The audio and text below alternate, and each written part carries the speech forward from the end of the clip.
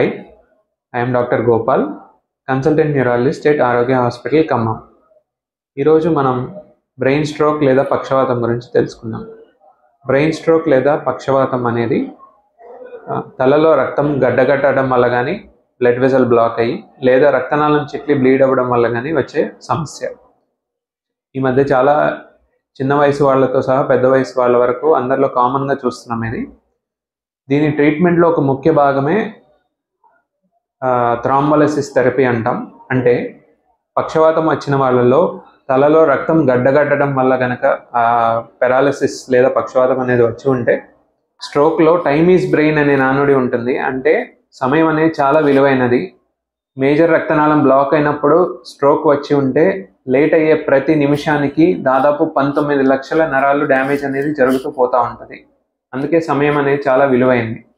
మొదటి 4.5 గంటల్లో, దాన్నే విండో పీరియడ్ అంటాము.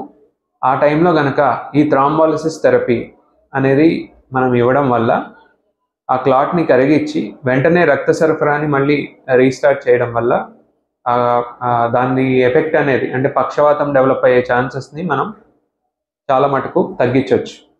సో అందుకే పేషెంట్స్ ఎప్పుడైనా వాళ్ళకి పక్షవాతం లక్షణాలు అనిపిస్తే వెంటనే న్యూరాలజిస్ట్ని అప్రోచ్ అయ్యి వెంటనే స్కాన్ అనేది చేసుకుని క్లాట్ కన్ఫర్మ్ అయితే ఆ థ్రాంబోలైసిస్ ఇంజెక్షన్ ద్వారా పక్షవాతం లక్షణాలు సివియర్ అవ్వకుండా మనం నివారించడానికి ఆస్కారం ఉంటుంది.